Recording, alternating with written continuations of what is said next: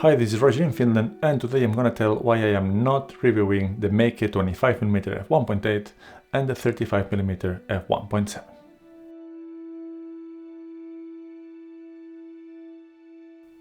So for the impatient ones, I did buy the lenses, I got them unpacked, and then I found out that in my Zcam E2c they could not focus to infinity, so I packed them back and returned them.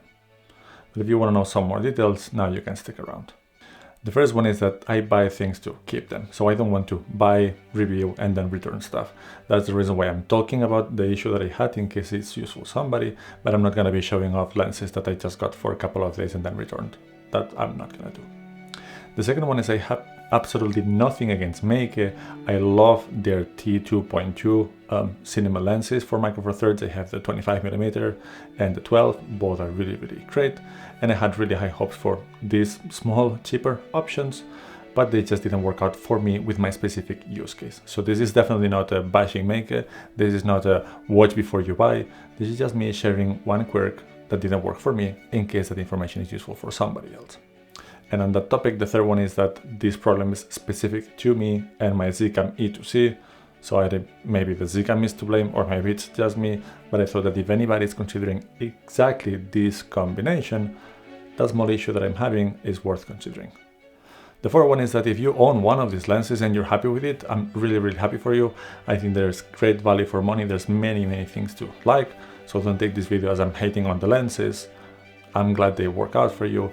And for those people that want an actual review of the lens itself in systems that actually do work, there's plenty of reviews out there in the world. And I'm gonna put a couple of the links down below so you can actually go there and see those specific reviews. Hopefully those are helpful.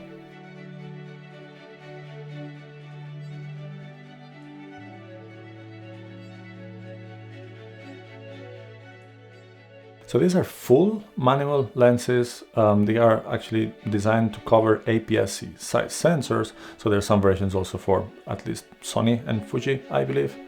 They are all metal construction and everything is totally manual. That means focus, aperture, and there's no electronic contacts whatsoever. They are tiny, they are pretty fast. It's f1.8 the 25mm and f1.7 the 35mm, and they are really cheap. They can be found for about $80 to $100 euros each one of them, and that's an absolute bargain.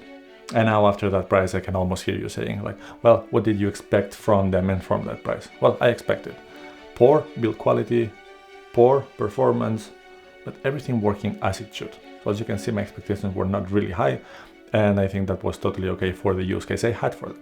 So what I wanted, again, going back to the Zcam E2c, was to build a really compact, really small, cheap, really poor man's cinema rig to carry around for me. The Zcam E2c would be the camera, and then I wanted 3 focal lengths, 17mm, 25 and 35. I already have the Laowa 17mm f1.8. I have a review, I'm gonna post the link here. And then I thought that these two Meike then could be nice additions on the 25 and 35mm set. 3 of them, fully metal, fully manual, pretty wide, pretty cheap. I thought that that would be a way to go. And as said, I was not too concerned about the performance or not even about the build quality because I will not put them through a really rigorous usage. I opened the boxes, both boxes and both lenses are all looking almost exactly the same. The focus ring got stuck a little bit in some places, but it has a really long throw. The aperture is actually declicked, and these two things are really good and desirable for video. So far so good.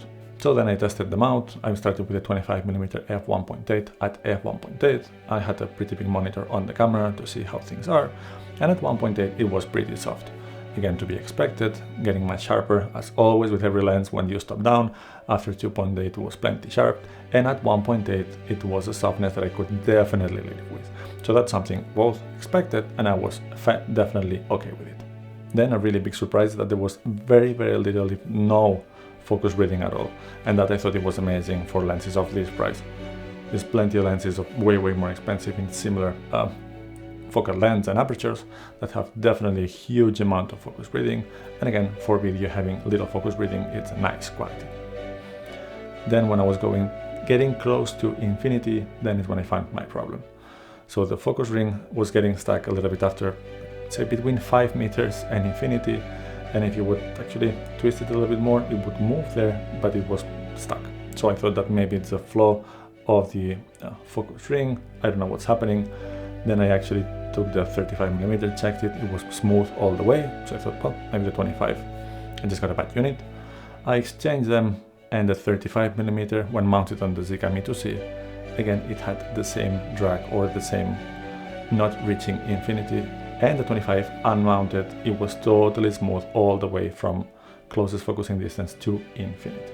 But then, checking carefully, once you focus that lens to infinity, the back element and its protection protrude a little bit from the mount of the lens itself, and I think that was touching something on the Zcam E2c internal bits of the mount, and that's what's making it get stuck.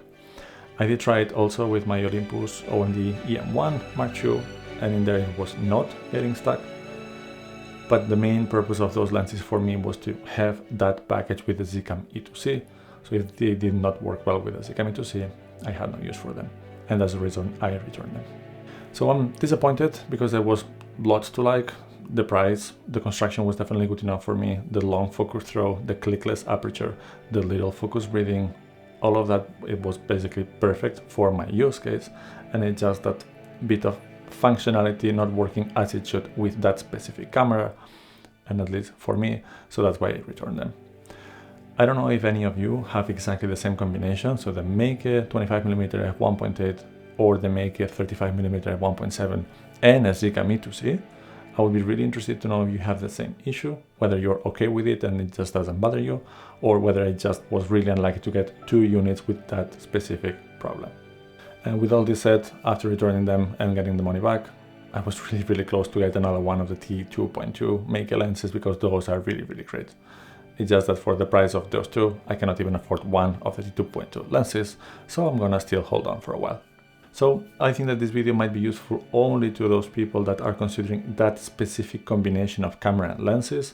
For the rest of you using other cameras with those two lenses, since there's so many other reviewers that have been happy with them and not reporting this specific issue, I'm sure that they are actually really great value for money. And what they are, remember, full metal construction, everything manual, long focus throw, clickless aperture, pretty fast at f1.8 and f1.7, soft at wide open, get sharper when you close them down like every other lens, and those might be nice options if that's exactly what you want.